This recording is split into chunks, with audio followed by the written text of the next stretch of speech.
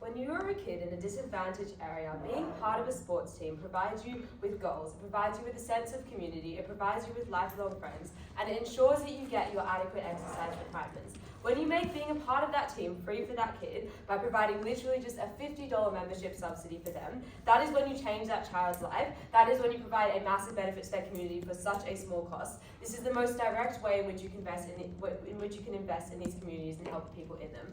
A few things in this speech then. Firstly on setup, secondly on why it's good for the people who engage in this, and finally on how it's good for the community as a whole. So firstly on setup, there's two parts to this. First is to explain what this looks like, and second is to explain how it's going to be done and what the alternatives are likely to be. So first, to explain what this looks like, the first thing that we think it looks like is just investing in leagues that's specifically designed for these disadvantaged communities. That looks like the Koori Knockout League in Australia, which is a league of Indigenous teams who play NRL, I think. The second thing that it looks like is just creating new programs or upgrading existing programs. That looks like things like making it free for kids to be part of this sport. That looks like getting better facilities, better parks, better arenas. That looks like paying for good coaches. That looks like just directly giving money to whatever the community team for that sport is, so they can choose to invest in the resources that makes that team competitive in whatever league they're a part of. Thirdly, we think it looks like more outreach from existing sport leagues. This looks like things like the juniors program from the Rabbitohs, in which they invest into communities like Redfern, in order to increase support there. We think fourthly, it looks like existing youth outreach programs that are designed to do things like stop kids from going into juvie, investing more of their funds and more of their energies into sports programs for kids in their communities, things like the Big Brother Big Sister program that target at-risk youth. So second part of setup then is just to say how we think this is going to work and to prove why any alternatives and any alternative ways of directing this funding are likely to be very limited. We think the first thing to explain here is that likely a lot of this comes from existing sporting leagues like the Rabbitohs, and we think that this crucially means you're able to access a higher amount of money because they have incentives to do a lot of this funding. That's because they are investing in their future players, they are investing in their future fan base, because a kid who gets involved in sport is going to become invested in that team for life. That means that of course they're getting some of this funding from the government, but when it goes through these sports leagues, that is when you get a higher level of funding than you could get from other things because of those incentives, because they add money of their own.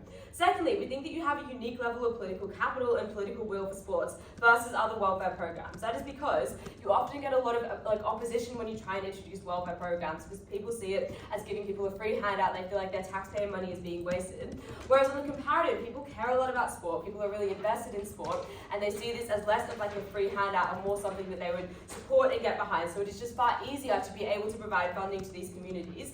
But thirdly, it's just often really hard to fund other things. They might try to talk about schools, public schools, and increasing funding for these schools, but a lot of cases these sorts of infrastructure are very centralized. That means you must necessarily go through a lot of bureaucracy in order to increase funding. For instance, public schools are obviously controlled at the Department of Education level. There's very strict rules about which areas get which amount of funding. It's very difficult to get around that for any reason.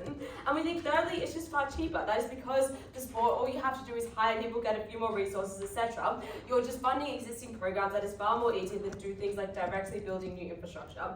At the end of this, you should see that negative is not allowed, negative sure can support things like maybe community enrichment programs, maybe arts and crafts and stuff, but they can't get up here and say they're going to build new hospitals and schools because the level of capital is just not symmetric. So, second thing then is to explain why this is really good for the people who engage with it. And this is just our clearest path to victory, I think, because this is just to say that for the people in these programs, it has just a massive benefit for their life. So there's a few reasons here. The first is a very direct one. That is just that sport is good for your health. I think this is fairly uncontroversial, but crucially, we think health is often very bad in these communities for a lot of structural reasons, because they don't get as much incidental exercise, because they are often in very urban areas, because there are often poor diets, because it is hard to afford healthy food, and because there are often not good healthy food options available, because traditional forms of exercise like going to the gym are unavailable because it is expensive, or because of cultural reasons where they only are likely to do certain sports like rugby, etc. So how does this help then? Empirically, when you do, the first thing is just that obviously if you're doing a sport program, you're getting more exercise, you have to go to training, you have to go to games. That is just an empirical massive benefit for kids who could not access this otherwise. But also, we think being in these sports programs is likely to do things like encourage healthy eating, like encourage good nutrition, because obviously that is good for the people on the team. So you're also able to get over some of the diet issues in that way. So why is this good? We think health is so important, particularly in these communities. When you are healthy, when you have a better diet, you are able to concentrate more in school, so you get flow and academic effects. You're able to spend less money on healthcare in the future, which allows you to invest more in your career, etc. It's a massive health term benefit. This is clearest way in which we can help these communities get out of cycles of poverty. This is such a massive long-term benefit. But secondly, aside from physical health, this also has a massive impact on mental health. Why is this bad at the moment? Again, because these communities are disadvantaged, because they are under the constant stress of the cost of living, because they are unable to access traditional forms of healthcare like psychology, like psychiatry, because it is so expensive, because they have a lot more intergenerational trauma, etc. So the impact of having these sports programs is that you're able to form more connections with your community. You're able to create a support network. You're able to improve your physical health, which then leads to your mental health. You're able to have an outlet and be able, have a space where you're able to talk to people and work through this stuff that you could not work through before. This is another direct benefit by which we get long-term benefits to the people in these programs. Weigh that against the stuff that they're going to try and bring you, because kids love sport, right? Kids want to engage in this. They want to be a part in these programs. As long as they are accessible, they will. This is the easiest way in which we can improve the lives of future generations in these communities for such a low cost. It is so good for all the people involved. So then finally, the last part of the speech is to explain why it's going to be good for the community as a whole, aside from the people who are directly engaging in these sports benefits. So the first thing so there's a few reasons as to how it benefits the community, and the first is just that you get generally improved economic activity. That is to say that if you built a new park for your sports program, you get more visitors, you get more people spending at local businesses. That is to say, when you're hiring coaches, by giving them more money from the government, those coaches are now in that community spending money in that community. That is because when you now have a proper arena, you're able to have sports games in your community, and then the people watching those sports games spend money. You literally just get more investment in businesses. This is direct benefit.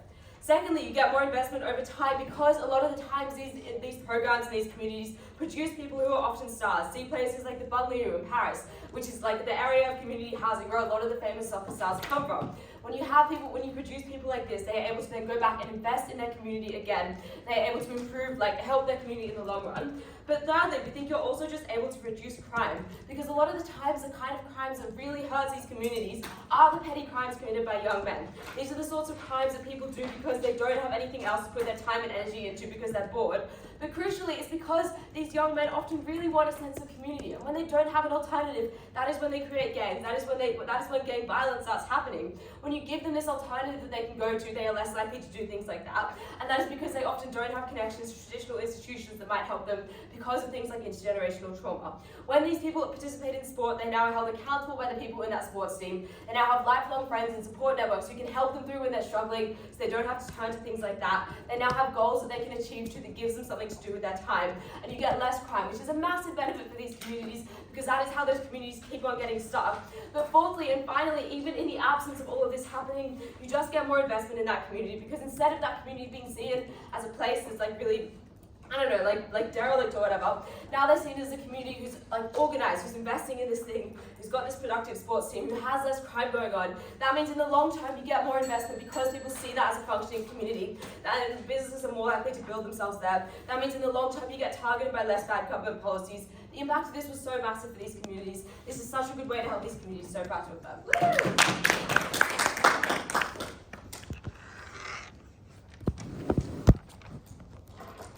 You might move your stuff out, or else you'll be in the frame.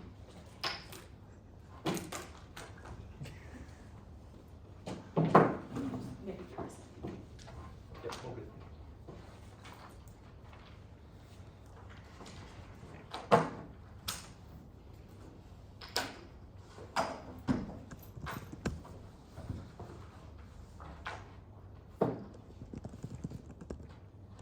Three pieces of setup, two arguments. The first piece of setup is to establish what we are not trading off. And we're not trading off free stuff or stuff that is essentially free. That is PE classes, teams independently choosing to privately invest, informal community arrangements, stuff like booking fields or putting up a hoop in an abandoned lot or having a volunteer record the scores from a local league. This is not heavily prioritizing investment. This stuff is essentially free or sometimes literally free. And the importance of that framing is it means we claim about 80% of the benefit of sport. Because for people around the world, all they need is a bit of space. All they need is very basic equipment to enjoy sport, to play sport, to engage with it. They do not need stadiums. They do not need the things which actually cost money, the things which constitute heavily prioritizing investment in these communities. We claim the majority of the benefit right out of the gate. Secondly, what would we prioritise in lieu of this heavy prioritisation? Stuff like putting more nurses in hospitals, stuff like having transport routes that actually serve disadvantaged communities, stuff like reducing classroom sizes by having more teachers or more rooms, stuff like free lunches for the students who go to those schools. And we point out the bureaucratic costs, which is a sneaky way to try to mitigate these things, is not part of the debate. We are the government in this debate. We are the actor. Bureaucratic costs are fiated away very clearly by the rules. But the third and important observation I want to make in setup, just to be very clear, is that this team is not prioritising investment by the Rabbitohs or any other private benefactor or donor. Firstly, for the reason that, as they explain in their speech, the incentives exist either way. But secondly, I'll also point out they are not prioritising within this community sport investment. Because all the Rabbitohs would do in this community is sport investment. That's a debate about prioritising disadvantaged communities over other communities. Let's be very clear, this is not a debate about what professional teams choose to do. Two arguments then in the speech. Firstly, on the immediate term.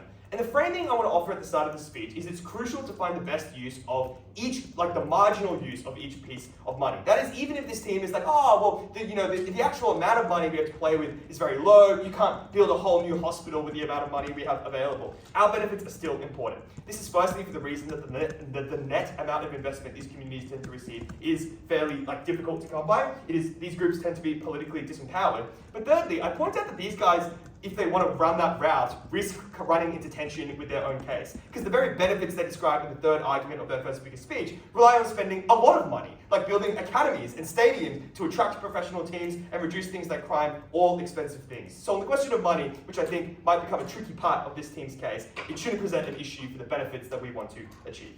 What is the problem that exists in the vast majority of these communities? Because it is not a lack of things that you want to be able to do, as this team tries to characterize. It's much more simple. It's poverty, it's crime, it's a lack of economic opportunity. These are the things that people within those communities clearly care about far more than having more leisure opportunities. It's what affects their immediate material circumstances the most. It's what affects their welfare the most. Far more than being able to have one afternoon kind of catered to participate in a sports league.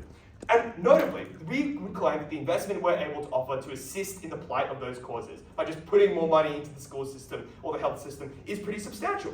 Because although 80% of their benefit is easy to claim, and we suggest we claim it as well, the final 20% is what's extremely expensive. The building stadiums that they describe, the zoning of land, which is very politically unpopular. Those are the things like building rec centres or public pools, which are expensive, which highlights the amount of money we have to play with to improve things like the healthcare system, the education system, or the transport system. And the reasons that think these things are good are pretty straightforward, right? Like offering educational opportunities to break the cycle of poverty, reducing deaths or suffering to preventable diseases with very cheap but inaccessible cures at the moment. Things like offering people the opportunity to travel to other places via your transport system, allowing them to access other forms of leisure, if that's an important benefit, but more importantly for our side and our purposes, allowing them to get to work. These are the simple benefits that we stand behind, and they are far more important. The last part of this argument is just to weigh what we are able to achieve against what they are able to achieve. And there are two reasons to think that the simple social services we stand behind are more valuable. The first is sport is massively declining in popularity over time, meaning there's a great chance these guys do very well and good to build their stadiums and build their rec centres, but very few people engage with them. Why is that the case? 4 reasons. The first is far more attractive and easy forms of entertainment exist at the moment, which explains a large part of why as Netflix becomes more popular, as gaming becomes more popular, sport becomes less popular. Secondly, we pointed that people tend to have fewer friends, or at least fewer communal connections in their neighborhood, making it hard to play in-person sport, where you need teams, you need to actually play with people, which younger people are much less likely to be interested in doing or construct the social systems to do. Thirdly, we point out the level of interest in sport tends to be connected with being a fan or being in interest in a professional team, as opposed to kicking around a ball in your local community. Meaning, even if sport continues to be popular, that's not an indication that sport is being played by a large number of people.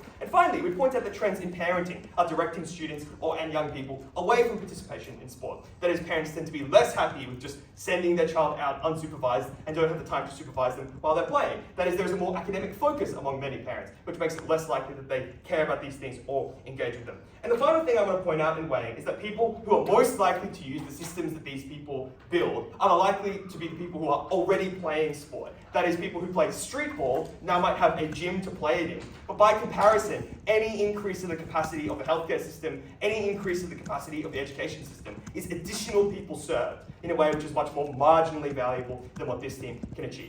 What you need to understand at this point then is that the vast majority of sports investment is not required, it's fairly simple and can be done under either side, and the additional benefits that this team tries to achieve are hard to achieve and unpopular at the moment.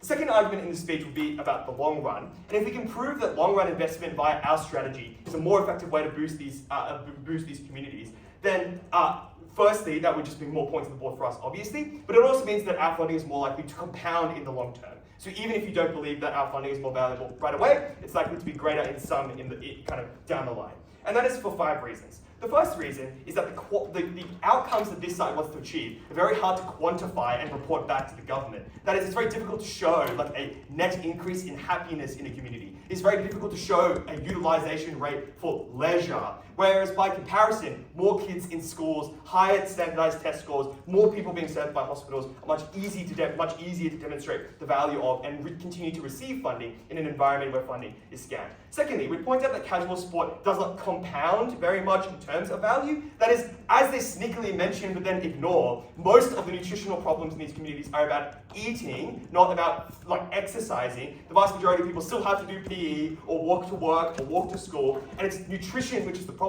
and we are more likely to fix that problem through things like higher income when you are educated, or things like free meals at school, as opposed to just building a rec centre which does not solve the root problem of that health issue. But thirdly, we point out that public will to build stuff like rec centres is pretty limited, whereas public will around kind of funding essential public services tends to be pretty substantial. Fourthly, using lots of this land to attract lots of disadvantaged people to a particular place can actually be very unpopular and attract additional political opposition. That is, it uses up a lot of space. That is, NIMBYism is most pronounced in an environment where you're attracting lots of disadvantaged people to one area. And finally, we point out that this solution is the most vulnerable to false solution problems. That is, it's easy to build something once, and then the state government, which distributes revenue to the local governments, to say, oh, well, we've already given you a huge amount of money to build the thing, the problem is solved. Whereas on the other side of the house, we have outgoing kind of a year-on-year social services expenditure, which is much easier to justify to state governments, much easier to keep within the government's payroll.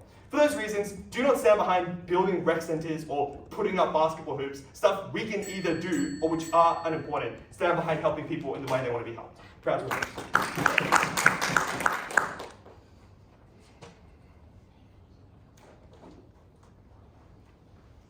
Cool. Thank you for that speech. And now to call on the second speaker of the Affirmative team.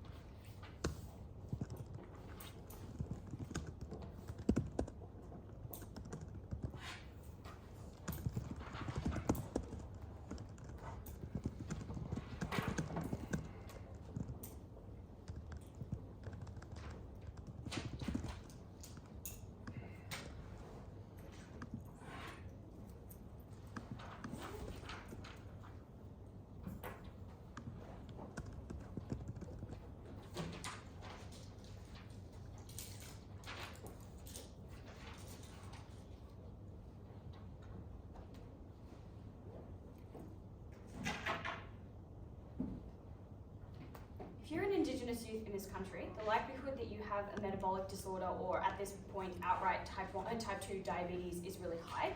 The likelihood that several generations of your family have all ended up in prison is also very likely. And it is for this group of people who are deeply distrustful of many of the operations of the state, deeply distrustful, for instance, of the education system, is this group of people that we're able to target, that we're able to provide a community. It's this group of people that are really big fans of the Korea Knockout. It's this group of people that go and sit around Redfern Oval to watch the South Sydney Rabbitohs play. It's those people who might look for a role model in Latrell instead of their fathers and their uncles and their grandfathers who have not been as fortunate as they might be. This team, I think, fails when it fails to engage in the actual meat of this debate. When we talk about the way that sports affects people, talk about the way that they can build community. This team wants to tell you that increasingly people don't have friends in their local community, especially in disadvantaged ones. Why do you think that is? How do you think you remedy it? You have increase in community engagement and community activities. These guys say that sport is declining in popularity, but we would tell you that specifically the kinds of communities that we target, sport is soaring in popularity. It is the thing they really want to do. We're the team that enables them to do it in a way that is not just playing street ball, that is playing on proper facilities, that is playing on nice fields, that is bringing green spaces to these communities. So let's first ask the question of alternatives, because that is actually this team's only path to winning this debate, is to prove that they can do any number of alternative things that don't actually answer the main question of the debate, which is how do we provide services to communities that enrich them, that allow them to engage with one another. So what does this team say? First, on the issue of what we are prioritizing. The first thing that I point out here is that to the extent that this team wants to start playing around with stadium money, that is actually just not a thing that they can do, because we're not talking about investing in sport in disadvantaged communities. We're talking about going into disadvantaged communities and investing in community sport. So the amount of money that we're talking about is actually not building yet another enormous stadium. It is probably either building or upgrading the oval that exists in that community. It looks like upgrading the parks so that you can actually play a sport with the correct boundaries, stuff like that. Looks like building a basketball court, or yeah, perhaps a community pool. But to the extent that these guys want to say, we will reduce class sizes in massive amounts of public schools in these communities, that is more than just stadium money. That is like several stadiums over worth of stadium money there. So we absolutely would do the new fields, we would do the new ovals. Second thing to say here is that to the extent that this team tries to say that 80% of these things are very cheap and stuff that they claim, ignore an enormous amount of mayor's speech, because we would just increase the capacity of existing programs. We would just create entirely new sports-based community programs. We would spend money. What does this team get to do with that amount of money? Not what they say they're able to do. I don't. Firstly, the kind of debate that we're having here is about community engagement. It's about the provision of community services. These guys can probably support providing a number of other kind of recreational community building services in these areas, and we will then simply have the real debate, which is, are they better or worse than sport at engaging people or providing them benefits and all those kind of things. The second thing I'd say is that obviously this is still less money than doing any number of these things, and it's something that can be, and because it costs less money, means that we can deploy it across as many communities as possible, right? Maybe on their side they get a single increase, or rather, decrease into safe nurse to patient ratios in one hospital, but we can put a kind of community sports outreach program in every single community across there with that amount of money. Third thing is, their only response to why it takes an enormous amount of bureaucracy to administer the kind of services that they talk about, like public schools, like public hospitals, is, well, it doesn't matter where the government, but every moment that you have to balance off another stakeholder's claim to those services, claim over those services, is more time and money that could have been spent doing our thing instead, right? Trying to revitalize the entire healthcare system of a country is a thing that is incredibly difficult to do. It doesn't matter if you're the government. There's a reason that governments themselves struggle to do this kind of thing and would instead not struggle to do our thing instead. The last, and I think this absolutely owns this team, is the amount of political will to do any of those things, which we totally preempt in Mayor's speech, right? We explain that there is a lack of political will to engage in welfare or things that look very much like welfare, like engaging more with those communities, like in building public schools, which I would note, even though many people who are not from disadvantaged communities would benefit from the increase in publicly available facilities, is still something that governments have failed and faltered to do and stumbled over on many occasions, even though it does not exclusively benefit the least politically popular vote or politically palatable voters there. What is the second thing that we do in terms of the alternative? We facilitate enormous amounts of private incentives that might already exist with respect to these communities. And it's not just the case that these guys get to claim that, that these guys would have done it anyway. These kind of private organizations or private teams would have gone into these communities and provided them services anyway, because one, we increase the available facilities for them to do so, right? So if your town, an indigenous community, doesn't actually have a playable oval, or does not have changing rooms, or does not have a basketball court, or does not have a pool, even if private organizations might want to invest in that community, their ability to do so is severely constrained. But secondly, we would also just provide funding directly to those organizations that are already doing that work. Like we would give the Corrie Knockout a ton more money to do outreach across New South Wales and Queensland and Victoria. And we would give those community organisations a lot of money. Their only response is to be like, well, we would provide funding to a series of other kind of service provision instead. I don't think they prove why this is likely to happen. I don't think they prove why it's likely to be done well in the event that they are doing the actual debate, which is about engaging with these communities at a ground level. I don't think they prove why these communities would even engage with it. Like, guys, the group of people that we're talking about leave school at year 10. Many of them do not have beyond a 12-year-old level of literacy in this country. It is so unclear to me how you target that group of people, how you get them to stay engaged for longer, how you improve their standardized test scores, you improve their teacher ratios there. Let's secondly in this speech talk about what's important for the outcome of this debate, which is the outcome for these communities. We give you a series of benefits at Mayor that do not get a bunch of response other than to try and sidestep the question of this debate by magicking more money in than was ever really on the table. Let's talk about outcomes for those communities. We explained that you get a reduction of the worst kind of crime for these communities, which is largely lower level but somewhat escalating crimes or interpersonal violence that specifically targets other members of that community, right? Like, that is the kind of youth violence that we see there. We explain that this is done often out of boredom because you do not have anything better to do, and oftentimes these communities struggle to manage enormous amounts of young people because they have a population pyramid that is kind of skewed towards the bottom because they have lower life expectancy because of poor health outcomes that we explain. But secondly, you build a healthy sense of community and role modeling. It was hugely important for the collective identity of the Bangla in Paris or for the Indigenous community of Sydney when they saw their people more likely to succeed in those leagues. To the extent that we give them an oval to play on, we give them uniforms, we give them those kind of things, they're more likely to be able to do that. The second thing we explain is that you facilitate the provision and engagement with other services where buy-in may be poor and administering those services may be poor, because either the trust in institution has broken down over many years, such that they will not go and see a white doctor in these areas, or cultural forces mean that it's not acceptable to engage with or accept this help in other ways. And that looks like mental health and outreach programs. It looks like the kinds of education that we provide to these guys about nutrition, about exercise, about all the things that improves their health outcome. Last way that we help these communities is look at the aggregate health outcomes for an entire community that has access to more green spaces, that has better mental health, that has reduced healthcare spending associated with those communities, that allows more money to flow back into them over time, that are more self-sustaining, the kind of culture of activity and of wellness that they're able to achieve in those communities. Building grassroots communities and providing them access to green spaces and providing them access to professional sports leagues at that eventual point in time is what helps them. This team did not have the ability to do half the things they wanted. We take this back.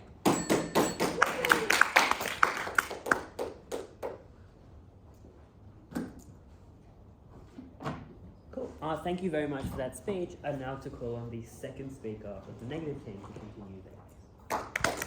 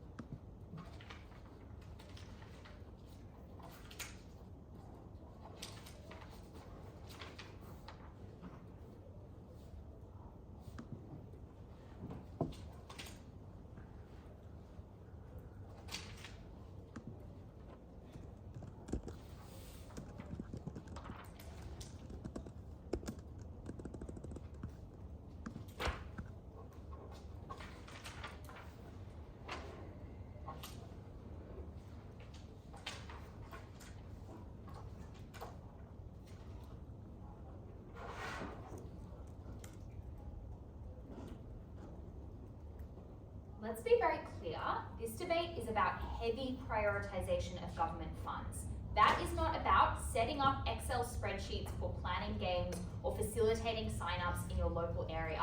It is not about setting up gameplay on ovals that you as the state already own. It is about whether governments should spend millions of dollars on community sport or whether they should spend millions of dollars on additional bus routes, additional teachers, and additional nurses. The negative team will win this debate in 3 independent ways. The first thing I'm going to talk about is the cost and exclusivity of either team's investment.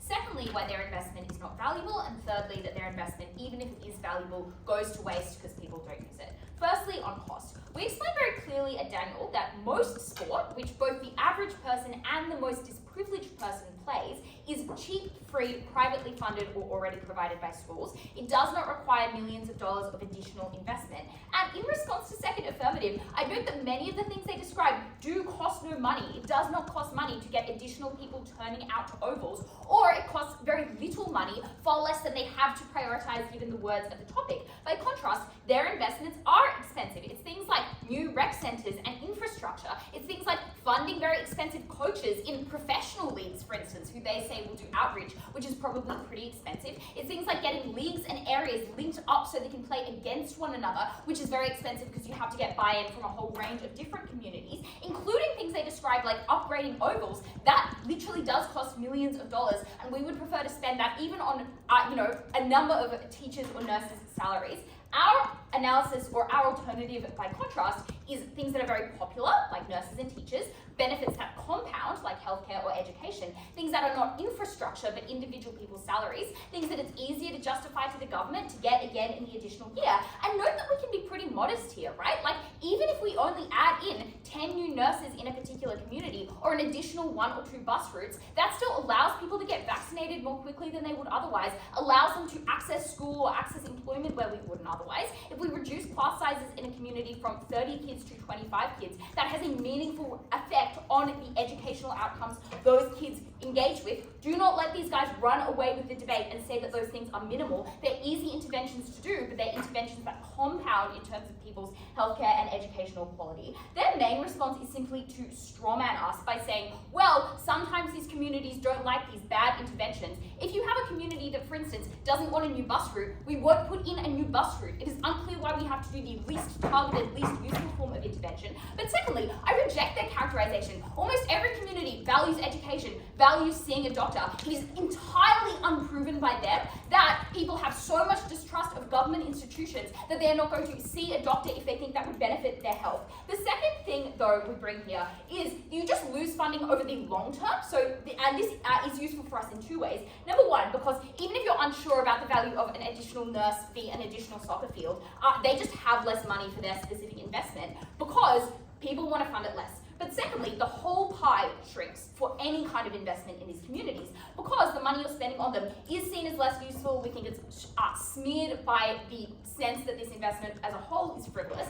They say, well, handouts are unpopular, which is such a silly argument because we're not providing handouts. Both sides in this debate are providing some form of free service, and the free service that we are providing is vastly more politically popular because healthcare and education are essentials. They're extremely easy to justify. You can much more easily quantify the benefits of those interventions, and if you believe the rest of my speech, which explains that this investment doesn't pay off, that also will explain why, in addition, it is politically unpopular. The one substantive push they have to get around this is that maybe you could have interventions funded by leagues. One, this is not the debate. Leagues fund things regardless. But I don't. Secondly, if you believe the first affirmative, who's like, well, we would channel this money through the government, but it's also going through the leagues, that is a double harm for them because that then just looks like government expenditure and means the government has less political pressure to fund this stuff, even though it is coming from the private sector. But secondly, leagues, if they want to do outreach, do it anyway because it's a good way to attract talent, it's good for their PR, and maybe they get some additional leagues in disadvantaged communities. That's probably bad because you're giving money to the private sector to spend it as they will, as like an ESG thing or whatever. You probably just end up spending tons of money on very expensive coaches' salaries, which is really, really bad. We would vastly prefer the government do that spending itself than give that money to leagues. So sport might, in their best case, be valuable, but the question you have to ask yourself, is it more valuable than additional nurses or teachers or bus routes? And there are 4 pieces of weighing that should immediately push you towards the side negative, which is 1, services service far more basic and fundamental needs. It might be nice to play sport. It is essential that you are vaccinated. It is essential that you learn maths. Secondly, our benefits compound over time. Things like not having to take time off work because you're sick. Things like not getting a bigger medical bill 6 months down the line because your initial consultation was had with a GP or with a nurse. Thirdly, they accrue to the most disadvantaged people as well as the most number of people compared to their benefits of additional investment in rec centres, which only get the best talent for people who are already invested in sport. And finally, it captures their benefit of, for instance, making people healthier and more physically fit far more directly because we say you should just go to the doctor's office. We've already won the debate. Secondly, their investment just is not valuable. They give us a few benefits, none of which stand. Firstly, they say it's healthy to run around. One, many of the problems identified by the Affirmative team are unchanged by their model. Things like food deserts, things like cultural dislike of particular sports, they don't change that. Secondly, they don't control the most important factors, which are nutrition. They say maybe you'll eat better because of team directives, which is a crazy argument. The problem about access to healthy food is about cost and access, the fact that it's expensive or that healthy supermarkets don't exist in your community, not about whether your team says you should eat healthy or not. But even if that's true, that indicates the benefit only exists while you're part of that particular sports team. But fourthly, it is just inexclusive. We can support nutrition programs and education at school, school lunches, nurses, etc. Secondly, they say it might be good for mental health. And I just want you to know all the cascading contingencies in this argument. They're like, people have trauma, now they have connection and community, now there'll be less crime, and now there'll be more investment. So much has to happen and has to happen exclusively on their side in order for this argument to be useful for them in the debate. I would say you can get community building in other ways, and I think sport is not proven by them to be a particularly good form of community. Like, it can be toxic and competitive. Obviously, that's not always true, but where those problems of aggression or, community division exist, they're probably embedded by sport rather than resolved. The third benefit they try to push is that this is good for the economy, and I know that the first arm of this argument is so unspecific, it almost amounts to investment is good because money circulates. That is obviously inexclusive to their side, but I would note our investment is far better for the economy. If you have a community that is better because teachers are there, because nurses are there, because people can actually access it through public transport, more people enter and more people buy goods and services. Secondly, our investment pays dividends, things like healthcare and education, because you can go to work, because you don't infect other people in your school or in your workplace who then have to take time off and cannot contribute. Secondly, and more ridiculously, though more specifically, I guess, to their credit, they say this might produce sports stars. One, we're talking about community sport, not elite leagues. Two, if you are producing sports stars, that is extraordinarily expensive to do. And thirdly, it is very unlikely, even if it's well funded, because these people are once in a generation talents, and you're also competing with non-community elite leagues, even if your community leagues are very good. The final way we win this debate then is just that their investment goes to waste because people increasingly don't want to play sport. Daniel gives you a whole range of reasons in his speech, and they just say, well, maybe our investment will change these factors. But they do very little to explain why, against empirical data that sports participation is going down, against, for instance, the fact that there are other barriers to engagement. Engagement in sport is often pre-gendered. All the analysis they give about why some cultural things push people away from sport. The fact that you need other people to play with you, both immediately you need teammates, but you also need leagues in other communities. All of that indicates is that it is a very, very unsure investment. They do not get the benefit you want, and you should instead spend that on schools, you should spend that on transport, you should spend that on hospitals.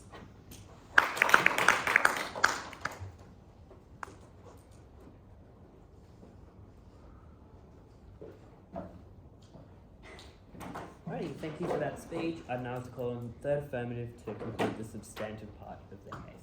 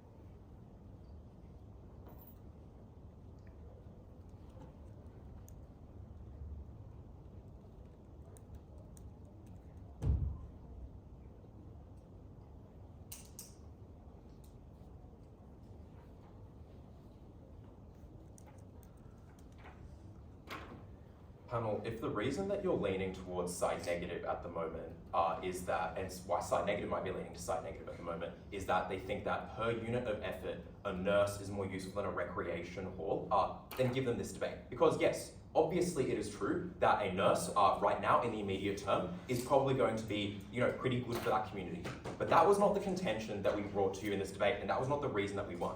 Because what we proved to you was that you get a far greater scale of investment under our side, because sport and nurses draw on separate pools of political capital. And that is to say, even if you don't get the immediate benefit of a nurse under our side, what we bring to you under our side was the prospect of a long-term investment into that community and a way for that community to actually get around the issues that plague the status quo. Because no, this negative team has to defend the status quo. They're not changing the number of nurses. They're not changing the number of teachers. They have to stick with the status quo. We have huge amounts of shortages and huge amount of issues with all of the things that they're trying to achieve in this debate. What we told you was that when you prioritize something like sport instead of your average nurse, you can attract more funding into those communities, and that is what in the long term gets you to want to give nurses to those communities, gets you to want to bring in teachers and transport routes into those communities. We make investment far popular under our side, and that is why we so clearly take this debate. It wasn't a question about what is more utile right now, it was about how you get that investment in the long term. So, I'm therefore going to ask two questions in this speech. The first will be, under what side do you get more net investment into these communities? And then I'm going to ask the smaller question, which is really their only path to victory, about what sort of investment is more useful. But I'm going to start by asking under which side you get more net investment into these communities, because in order for them to win this debate, they must prove that they do get those nurses and those bus routes. But if we prove to you that you never got that investment in the first place, and that rather you got billions more dollars into these communities under our side of the house, then the simple benefits that we bring to you stand, and we get all the things that they want to talk about into the long term. So, why don't you get more nurses and bus routes under side negative? First, as I identified in my introduction, you have a huge amount of shortages into those things, so it's not really easy for you to, pump a bunch of nurses or pump a bunch of teachers, into these communities in a meaningful way.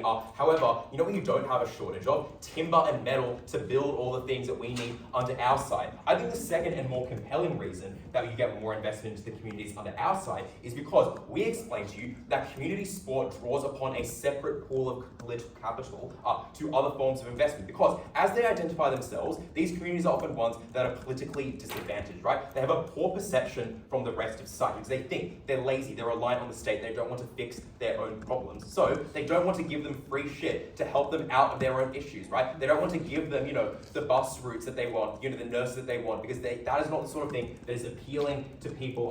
People don't care about these communities, they're already politically disadvantaged. That's why you don't have investment into them in the first place. What we prove to you, rather, down the bench, is that sport is a really popular form of investment because it appeals to a common denominator between all people. Because under our side, you can get the whole rhetoric of, success stories. Even if you don't get those success stories, it is so powerful for the banlieue of Paris that Mbappe came out of them and was able to bring in billions of dollars of funding into those areas, because just the veneer of investing in community sport and investing in a form of organization is something that is incredibly appealing. So we tell you that you get far more political capital for these communities under our side. You can get that investment under the you can get that investment at the first instance on way more on our side. The only thing that we hear in response from this negative team is a claim we hear from both Dan and Sophie, which is that, benefits such as healthcare and nurses and teachers are ones that are very popular because you can see the impact of them. But that misunderstands who the people granting that political capital are. Because yes, maybe it is true that your average person dying on their deathbed wants a nurse, not a new football oval. But it is the people at the top. It is a top-down way of allocating that political capital, which means that even if those communities might see that benefit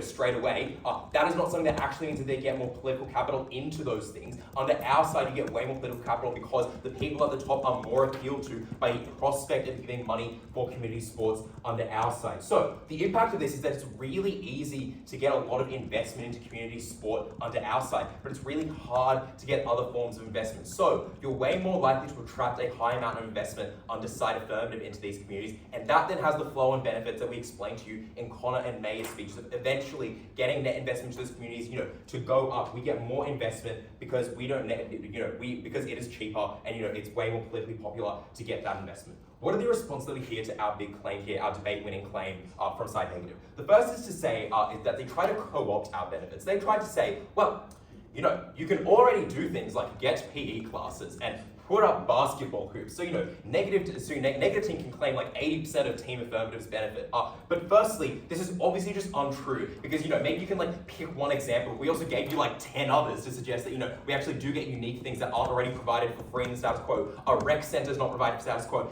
A nice basketball court, not just one with like a crappy hoop, is not provided in the status quo, right? You want a hoop with a net, not a hoop with like no net, right? It's that sort of thing. These things are not free under their side. It just simply does not happen. It is not true that you get that under their side. But again, even if you do put up those basketball hoops and get those PE classes, they're of a far worse quality than they are under our side, because we explained to you that once you're investing millions of dollars into community sport, the provision of that becomes of a far higher quality. So they cannot just co-opt that, really easily. The second response that they have is that our model is really expensive because you have to invest a bunch in, like all these like new rec centers and stuff like that. But that misunderstands what our claim was when we told you that it was cheaper to do these things. Our claim was not that, it is cheaper to build stadium than it is to do things like, provide nurses. Our claim was that, per unit of investment, you're able to get more because it is cheaper to, do things like, get a new oval instead of, rebuilding an entire public school. The last claim that they make, and I think their worst one, is that you lose funding into the long term. Like you're going to invest once and then leave that community and leave them out to dry. And this is just like the worst generic political capital argument ever. Give them one thing, then fuck off for the rest of the time. Obviously that does not happen because when you invest one time into these communities, as we explained to you down the bench, it makes that investment into the long term far more popular because you can see the success of that investment. You can see the dividends that that community reaps from that investment. So what you can do then is, justify giving that community money into the long term. You don't give them a one-time cash injection and then pull away entirely. That was all the substantive that we brought to you on our side because we told you that you change the perceptions of those community in a meaningful way that gets to that investment. So at the end of this, we get way more investment on the side affirmative, and then we can also then, claim the benefits of side negative because we tell you that you're much likely to get investment into the long term. So because we've proven to you that that investment is, one that is, pretty substantial under our side, way more substantial than side negative can ever claim under their side, which is literally just status quo. Let's then talk about what type of investment is more useful, because they say, an oval is not useful. You don't solve the issue of food deserts. Obviously, we never claim to solve the issue of food deserts, but we significantly ameliorate all those things. Note that all their responses to our claims about health, about the benefits of that to those communities, are entirely mitigation. Obviously, we don't solve these problems, but we hugely benefit them. The then kind of bizarre weighing push they give us is that sport is getting less popular, so therefore we won't care about this form of investment. But firstly, if we prove to you that we get that long-term investment, as I've already spent 6 minutes of my speech on, then you should not care about this weighing metric because we also get all those things like investment into new public housing, investment into new schools. When you see those communities succeeding on the side of affirmative, but also it is just an insertion that sport is getting less popular. Maybe people are watching it less because of Netflix, but people are participating in community sport at record rates because there's more and more kids that are being pumped out. There's way more people in the world that are participating in these sorts of things. But this investment is one that is useful, one that might not solve the issue, but one that significantly contributes to its resolution. Because we proved to you that we get way more investment on the side affirmative. Very proud to affirm.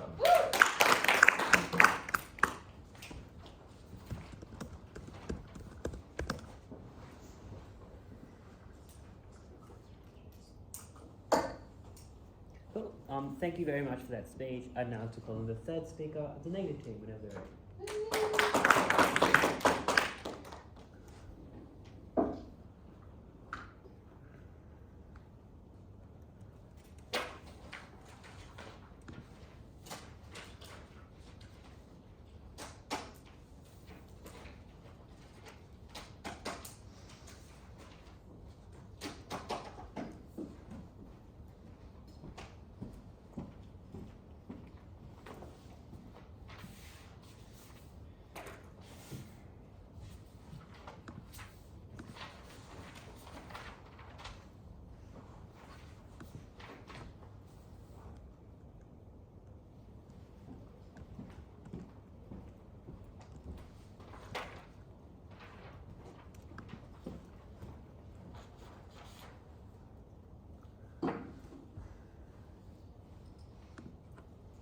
I've planned to win this debate relies on two highly deceptive pieces of framing. So that's the first thing I'm going to knock out. The first one is the idea raised at second affirmative, that this debate is focused on community building and leisure activities, and therefore in the absence of negative providing a counterfactual that specifically provides some alternate form of leisure, some alternate form of community building, we cannot win this debate. This just misunderstands how debating works. We're allowed to propose any counterfactual we want as long as it's within fiat. If we can prove that it is better on net than what they do, that is the reason we win the debate. It does not need to solve the same problem, it just needs to provide a benefit. That is out. The second thing, although I want to point out, we also do solve the problem they identify, so we win on that ground as well. The second piece of deceptive framing they give you is to imply that this debate focuses on a very small minority of cases, i.e. that this is just about rural Indigenous communities who otherwise will not buy into any other program. Yes, this might be a part of the debate, but it is just one set amongst the 7.5 billion people on Earth, many of whom are disadvantaged, whom this debate applies to. Do not let them think that the literal most favourable case in this debate is all that there is to talk about. There were many other cases, they did not address those. Let's then go through the 3 ways side negative takes this debate. The first way, and the fastest, is just to explain why their only benefit in the debate, i.e. sports funding, is one that is largely symmetric and therefore does not accrue them a sufficient benefit in this debate for them to win. We explain a series of reasons why this is true. Why?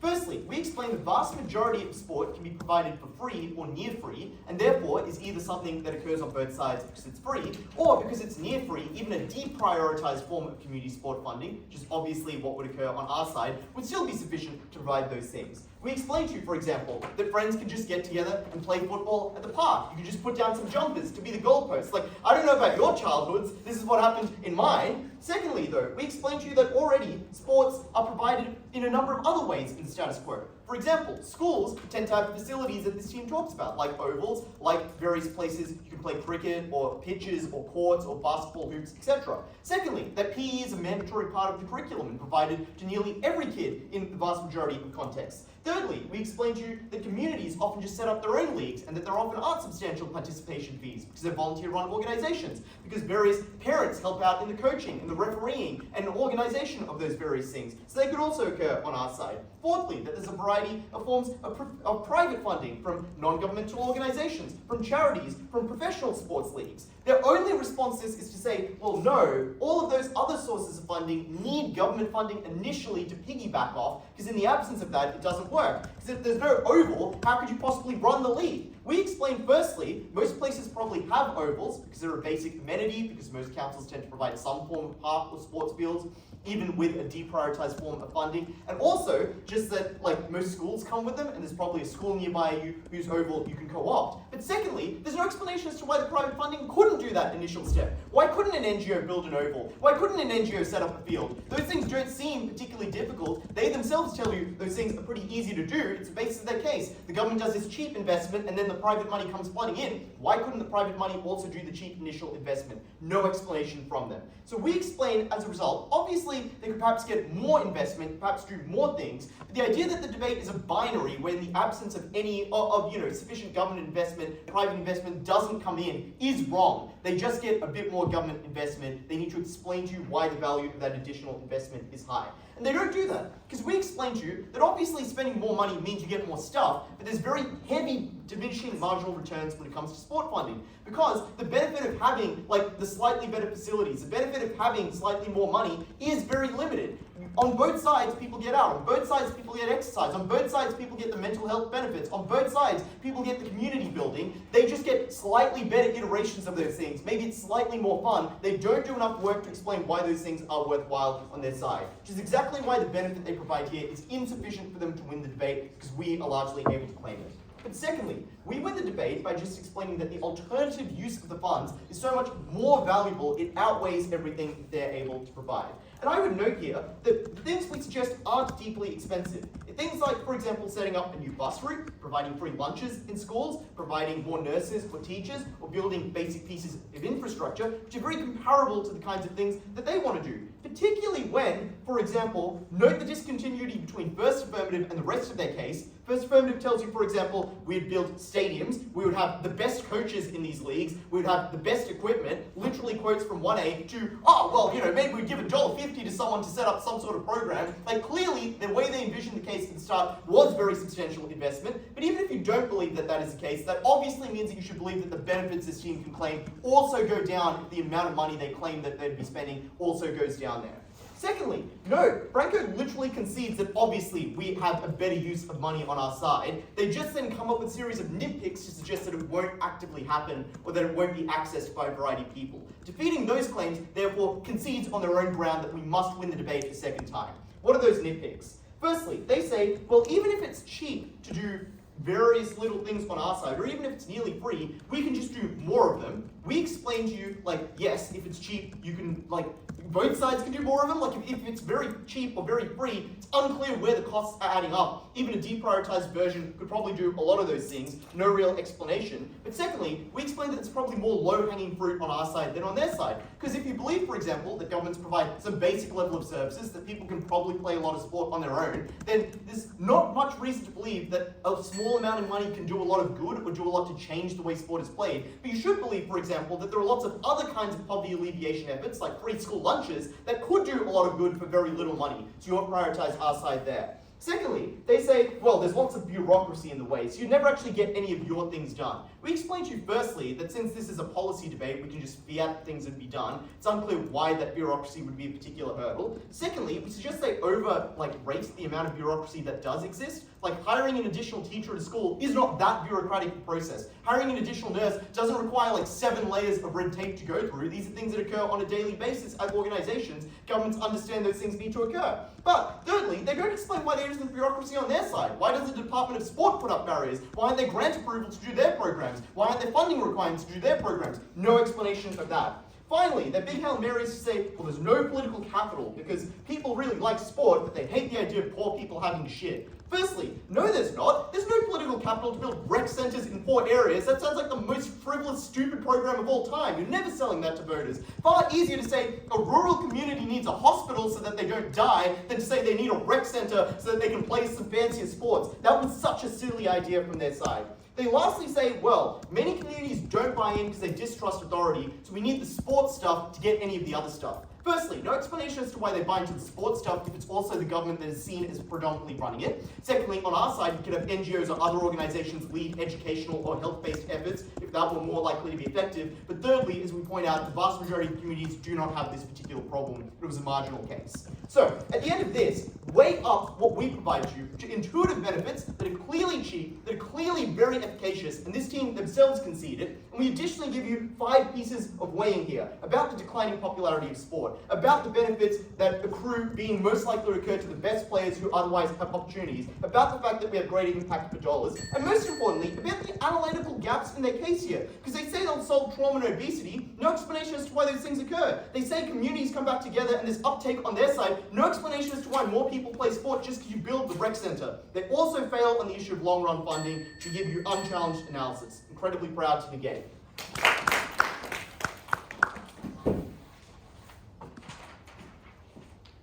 Cool. Thank you for that speech. No reply.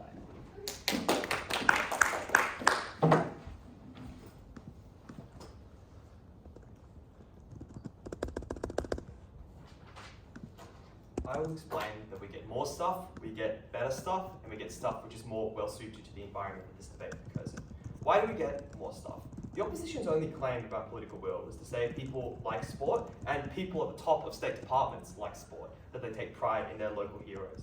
But we preempted this right from first. We explained that the degree of public interest in sport is limited to professional sport in the vast majority of cases. And we explained, in addition, that the pathways that sport is organised around is privately funded and privately operated. That is, under our side, PSG can still discover Mbappe, Messi can still be flown to Spain, those communities can still feel proud, the vast majority of that political will falls out. But compare that to what we explained about our simple case in social services. We point out that health and education are universal necessities that people are unlikely to oppose. We explain that the benefits of these things can easily be quantified and justified at elections, justified in budget meetings, justified in a range of different different ways. And we explained that by comparison, sport is something which is viewed as a luxury, as leisure, as frivolous, and is something that is unlikely to attract the same degree of public support. Right out of the gate, this team needs to explain why they get the money to build stadiums, to upgrade fields, to hire the best coaches, and they fall at that first stumbling block. But secondly, even if you don't believe that, we also explain that the stuff we are able to achieve is better, and it's better across 4 separate metrics. Firstly, on immediacy, we explain that a handful more nurses can mean quicker vaccinations, lower wait times, things that save lives during pandemics and grant a sense of safety when they're not around. Versus something like a rec centre, which in their very best case takes years to build a community around, takes years to become a community hub. In the meantime, we accrue points on the board. Secondly, we explain that our benefit is more likely to compound. That is, education and transport break cycles of poverty. It allows people to escape food deserts by travelling on public transport for near free, to actually go to school, to actually get a job. And by comparison, their benefits tend to be associated with health, like more concentration, more happiness, not concentrated around sport. And we explain that there's a disconnect there with nutrition. Thirdly, on engagement, we explain that sport is unpopular and not asserted as third affirmative throws away. We point out it's because of the alternative forms of entertainment, because of social structures becoming more isolationist, because of parenting becoming more risk averse, which all explains why even once that thing is built, people are unlikely to use it. By comparison, their only way to attack our material on engagement is just to say disadvantaged groups are so distrustful and self-destructive, they simply won't engage with things like healthcare and education, which I would note is asserted based entirely on prejudice, based entirely on example picking, and not enough to win the debate. But finally, our benefit is also better on the degree of marginal change. We explained to you right from first that the people most likely to benefit from upgraded facilities or better coaches are people who are already enjoying the lion's share of a sport benefit, because they already play street ball, they already play in their local community, and it's unclear that their benefit is all that large. By comparison, we point out increases to the capacity of the healthcare system, increase to the capacity of the education system, serve people who are currently not served at all or dramatically underserved. But even if you don't believe that, we also explain that our benefit is more well suited to a low capital environment than theirs. We explain that our benefit is scalable. That is, you need the funds to actually build the huge thing you want to build versus just additional nurses or additional teachers being able to scale in marginal changes to the health budget. We explain that ongoing expenses like salaries, which provide jobs and services, are more resilient in state budgets because they are constant outgoing costs with a clear benefit which are easy to defend, as opposed to repeated investments in upgrading facilities or repeated investments in upgrading the very things they describe, like changing rooms or uniforms, which do not then lead to a protected budget in the long run. And finally, and most importantly, we explain that the lion's share of the benefit in sport does not require heavy prioritization, because around the world where people do not benefit from this investment, do not benefit from this prioritization, they continue to enjoy sport, and they provide no reason why the glitz and glamour of their side is necessary. Proud to oppose.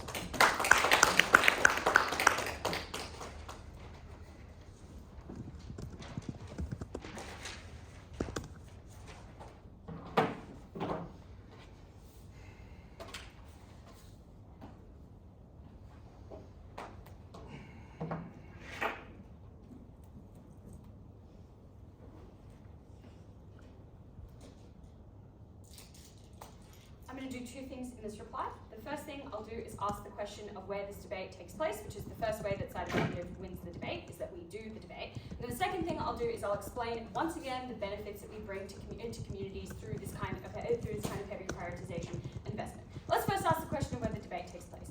The first thing that side affirmative explains to you is right from first affirmative, because we preempt the cowardice and laziness of this team almost in its entirety, and totally preempt that they will try and say, well, we would just do whatever else with the money, and we explain why they can't just do whatever else with the money. The first thing we explain is that this occurs at a community level. Most of the things that this team describes are done at higher levels of catchment and of government that cater to larger groups of people more non-specifically, which is why we tell you down the bench that the alternative forms of investment are probably like funding alternative kinds of investment in outreach in those communities, rather than we will fix poverty from a central level. And that's for 2 reasons. First is because the things that they talk about are administered at a state level, like for instance nurses, like for instance teachers, and they are subject to all of the ways that the state allocates funds. And the second thing we explain is that we explain that these are services that have to and are administered to everyone. And this team, I don't think, ever gives you a plausible explanation why, in the midst of something like a nursing shortage, in the midst of something like a teaching shortage, why there would ever be political will or appetite to allocate an extra nurse to this area when hospitals in other areas are struggling as well, to this public school when other public schools in other areas are struggling as well. Whereas we explain, and I think this team also concedes, that rich areas already have nice ovals, rich areas already have people who are able to pay out of pocket for sporting services. These areas do not, which makes it incredibly easy to justify. The second thing we explain is that this comes from a relatively specific pool of capital that is designated for things like community engagement. And no, this is not to say that they need to provide an alternative leisure program, just that the kind of problem that you're trying to solve and scope in which you have to solve that problem is probably should be comparable to that one. That is kind of the extent of your fear out there. We also explain that some of these programs come from things that are from sources of funding and of capital that are designated for outreach programs like criminal justice or youth crime prevention programs all the way in May's speech. We also explain that this pool of capital is one that replenishes from a variety of sources, which is why it would always be bigger and able to be more targeted than their thing. That facilitates a variety of other kinds of interest and investment, because if you're a sports team, it doesn't matter how much you want to build a fan base in a local community if there is not an oval for you to go and play a demonstration game there, if there is not a place for you to go, if there is not a set of local services that you can direct people to further engage with your sport for the long term. So we facilitate that kind of investment as well. Let's secondly explain what benefits we bring to communities, because this team's claim is that, well, the large part of sport are largely free, and therefore you don't get kind of any benefit that doesn't justify the last like 20% of spending that's actually really expensive. The first thing that we would explain is that not the kinds of community sport and sports engagement that we give you with the kind of benefits that we describe, that come with outreach, that come with oversight, that provide additional services that people wouldn't access otherwise, that monitor men's mental health in communities, that build healthy role modeling, that do things like give health advice as well, where the people engage with, or that honestly provide meaningful experiences. We explain that people deserve nice courts to play on, nice ovals to play on, nice places to swim, and all of those kinds of things. So that is not. The second observation I make here is that it can't both be true that our kind of site is expensive enough to allow the debate to function in the way they want, and that it also provides, I guess, no additional meaningful benefit. There is a meaningful difference between playing street ball when you barely have a hoop, or setting up a goal with two sweaters, and being able to play on an oval, engage meaningfully and competitively in that sport. We give you a series of benefits to the communities. We explain that this dramatically improves one facet of their health. We explain that it improves things like community identity and cohesion, and that it improves a kind of social function of social dysfunction that eventuates into things like crime. All of which allow for longer-term efforts and investment into these communities themselves. When you see them as cohesive communities that are worth investing in, that can stand on their own 2 feet, and that have a set of collective interests and identity that they care about. This is a debate that Affirmative actually stayed within the confines of what we were required to do. And it is one that we won on those grounds. Proud to Affirmative.